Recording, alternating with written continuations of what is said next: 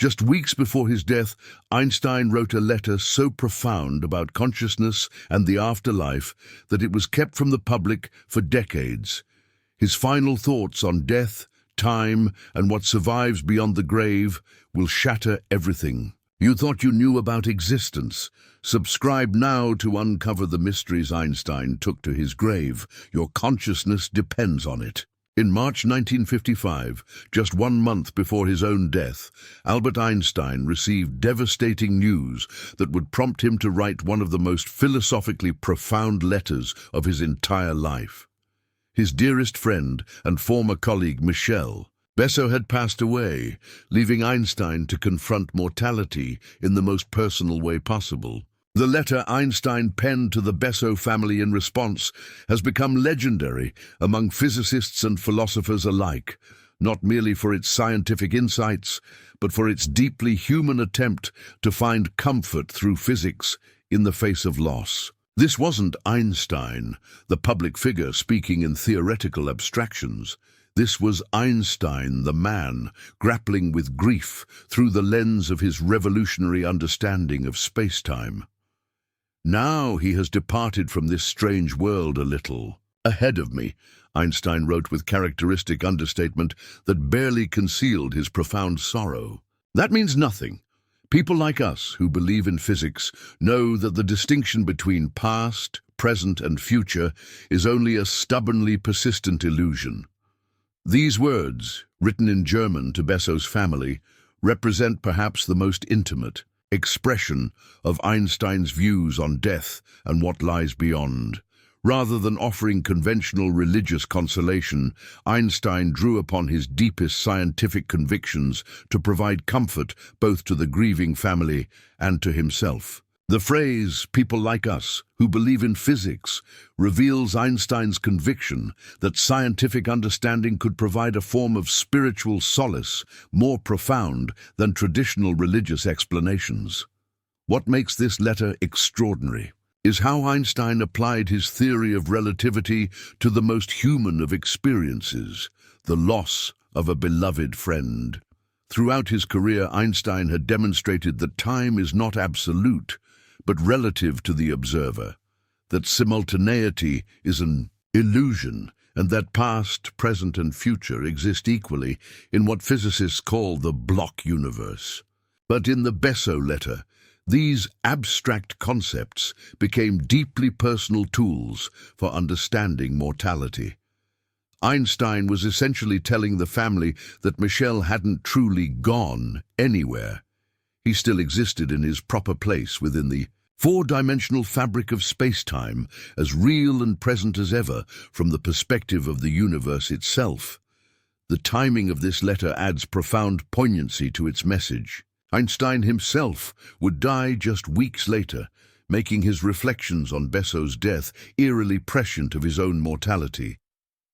It's as if Einstein was not only comforting his friend's family, but preparing himself for the journey he would soon undertake. The letter reveals a man who had spent decades revolutionizing humanity's understanding of space and time, yet remained deeply moved by the ancient human experience of loss and the mystery of what happens when consciousness encounters the boundary we call death. Einstein's choice of the word illusion to describe our perception of temporal separation is particularly significant. He wasn't dismissing the reality of death or the legitimacy of grief, but rather suggesting that our understanding of what death means might be fundamentally flawed. From the perspective of space-time physics, Michel Besso continued to exist in his temporal coordinates just as surely as distant galaxies exist in their spatial coordinates. The separation Einstein felt was real from a human perspective, but illusory from a cosmic one. This scientific framework provided Einstein with a way to maintain connection with his departed friend that transcended conventional notions of life and death, offering a form of consolation that was both intellectually rigorous and emotionally meaningful. Albert Einstein spent the final 3 decades of his life pursuing what many considered an impossible dream, a unified field theory that would reveal the fundamental unity underlying all physical phenomena.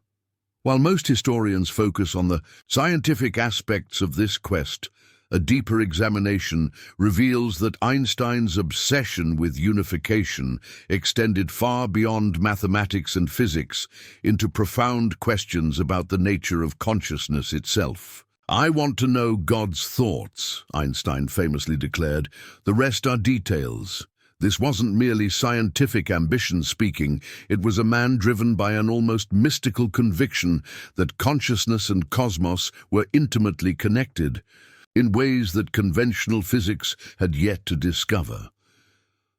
Einstein's unified field theory represented his attempt to demonstrate that all fundamental forces, gravity, electromagnetism, and eventually the nuclear forces, were different manifestations of a single underlying field. But his private correspondence and philosophical writings suggest he harbored an even more radical hypothesis: that consciousness itself might be a fundamental field of nature, as basic and indestructible as the electromagnetic field or gravitational field. In a 1951 letter to his friend Maurice Solovine, Einstein wrote, "The problem involved is too vast for our limited minds. We are in the position of a little child entering a huge library filled with books in many languages. The child knows someone must have written those books but doesn't know how." This metaphor reveals Einstein's conviction that mind and universe shared a fundamental kinship that transcended mere accidental emergence. Throughout his later years, Einstein repeatedly returned to what he called the hardest problem, not the unification of physical forces, but the relationship between consciousness and physical reality. He understood that his theories had revealed a universe far stranger than anyone had imagined, where matter and energy were interchangeable, where space and time formed a unified fabric, where particles could be connected across vast distances. If physics had discovered such radical interconnections in the material realm, Einstein reasoned, why shouldn't consciousness exhibit similar properties of unity and indestructibility? A human being is a part of the whole, called by us universe. He wrote in a now famous letter. He experiences himself, his thoughts and feelings, as something separated from the rest, a kind of optical delusion of his consciousness. Einstein's mathematical genius led him to recognize patterns and symmetries that others missed, and he applied this same pattern recognition to consciousness itself.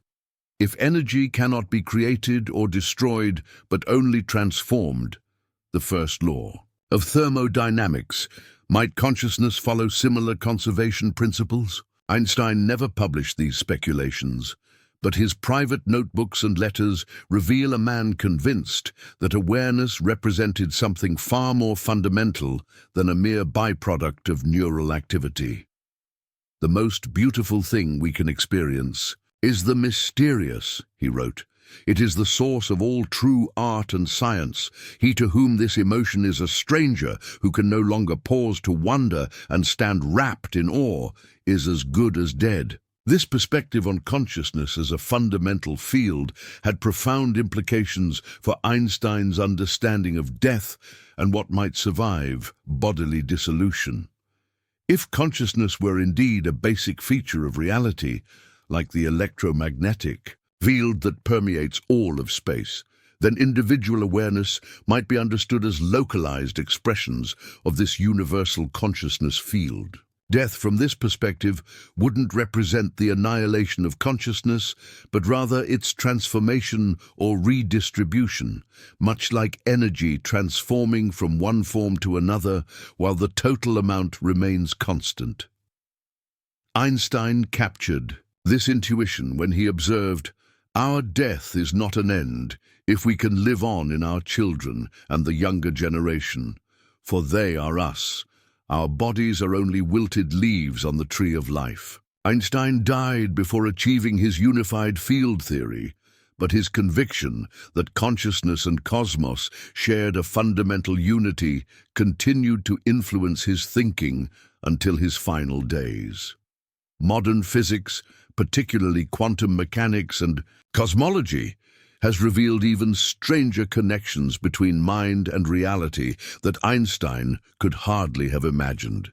Yet his basic intuition, that consciousness represents something more fundamental than conventional materialism suggests, continues to inspire scientists and philosophers seeking to understand the deepest mysteries of existence. Einstein's revolutionary theory of relativity didn't just change how we understand motion and gravity, it fundamentally transformed our conception of time itself, revealing a universe where past, present, and future exist simultaneously in what physicists call the block universe or eternalism. This scientific revelation carried profound implications for Einstein's understanding of death and survival, suggesting that our departed loved ones haven't vanished into nothingness but continue to exist in their proper coordinates within the four-dimensional fabric of space-time. For us believing physicists, Einstein wrote in his condolence letter to the Besso family, the distinction between past, present, and future is only a stubbornly persistent illusion. This wasn't mere philosophical speculation.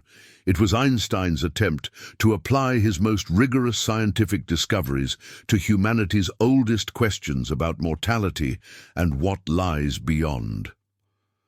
The block universe theory emerges directly from Einstein's special and general theories of relativity, which demonstrated that simultaneity is relative to the observer. What appears as now to one observer may be past or future to another observer moving at different velocities or in different gravitational fields. This relativity of simultaneity led Einstein and other physicists to conclude that all moments in time, past, present and future, must exist equally and eternally within a four-dimensional space-time continuum. Just as we don't believe that distant places cease to exist simply because we can't see them, Einstein argued that distant times don't cease to exist simply because we're not currently experiencing them. The distinction between past, present, and future is only an illusion, he insisted, however persistent it may be. This scientific framework provided Einstein with a radically different perspective on death and loss that went far beyond conventional religious consolations. When someone dies, according to the block universe theory, they don't disappear from reality. They remain eternally present in their space-time coordinates, as real and substantial as ever from the perspective of the universe itself. We experience their absence only because our consciousness moves through the time dimension in a particular direction, creating the illusion that moments pass away, when in fact they remain permanently embedded in the space-time continuum. Einstein elaborated on this concept in his popular writings, explaining that people like us, who believe in physics, understand that death represents a change in our temporal relationship to the deceased, rather than their actual annihilation. The implications of this theory extend beyond individual mortality to encompass every moment of every life that has ever existed. According to Einstein's block universe, every conversation you've ever had with deceased loved ones continues to exist eternally in its proper space-time location. Every moment of joy, sorrow, discovery, and connection remains preserved forever within the four-dimensional fabric of reality. Your grandmother's smile on your 5th birthday, your friend's laughter at a shared joke, even this very moment as you contemplate these ideas, all exist simultaneously and eternally from the perspective of space-time itself. Past, present, and future are only illusions, Einstein reminded us, even if stubborn ones. Einstein found this scientific understanding deeply comforting, particularly as he aged and lost more friends and colleagues to death. Rather than viewing life as a brief candle flame that flickers and goes out, The block universe theory suggests that life is more like a river. It appears to flow from our limited perspective, but from a higher dimensional viewpoint, the entire river exists at once, complete and eternal. Reality is merely an illusion, Einstein observed, albeit a very persistent one. This wasn't cynicism speaking, but rather a profound recognition that our ordinary perception of time and mortality might be fundamentally mistaken about the true nature of existence. Critics of the block universe theory argue that it conflicts with our immediate experience of temporal flow and the apparent reality of change and becoming. Einstein acknowledged these objections, but maintained that scientific truth often contradicts immediate experience. Common sense is nothing more than a deposit of prejudices laid down by the mind before you reach 18, he noted wryly. The block universe theory asks us to transcend common sense and embrace a vision of reality where nothing truly dies, because everything exists eternally within the magnificent four-dimensional architecture of space-time itself. In the final weeks of his life during April 1955, Albert Einstein found himself confronting the ultimate mystery that had haunted him throughout his scientific career. Not the nature of black holes, quantum mechanics, or unified field theories, but the enigma of consciousness itself. Lying in his hospital bed at Princeton Hospital, the world's most famous physicist spent his remaining days not working on equations, but contemplating questions that transcended mathematics. What is awareness? Can consciousness exist independently of the physical brain? And what happens to the mind when the body dies? These weren't idle philosophical musings from a dying man, but the culmination of decades of scientific inquiry into the deepest mysteries of existence. Einstein had always maintained that consciousness represented the most profound puzzle in all of science. The most incomprehensible thing about the world is that it is comprehensible, he had written years earlier, marveling at the mysterious fact that human minds could grasp cosmic laws and mathematical relationships spanning billions of light years. How could 3 pounds of biological tissue generate experiences, thoughts, and the capacity for understanding the universe itself? During his final days, Einstein returned repeatedly to this question, telling his attending physician, Dr. Guy Dean, that consciousness seemed to him more fundamental than matter itself.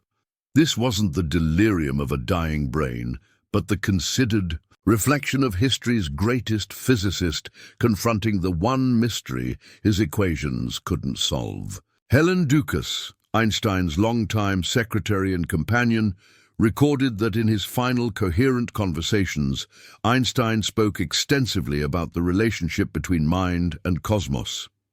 If consciousness can understand the universe, he reportedly mused, then consciousness must be more than just an accident of neural chemistry. Einstein had spent decades revealing the hidden unity underlying physical phenomena, showing that matter and energy were interchangeable, that space and time formed a unified continuum, that seemingly separate forces might represent different aspects of a single field. As death approached, he increasingly wondered whether consciousness might represent another fundamental aspect of this cosmic unity, not merely produced by brains, but perhaps basic to reality itself. Einstein's deathbed reflections drew upon his lifetime of scientific discoveries in attempting to understand awareness itself. He had demonstrated that matter was concentrated energy, that time was relative to the observer, that particles could remain connected across vast distances through quantum entanglement. If physical reality exhibited such strange properties, why shouldn't consciousness?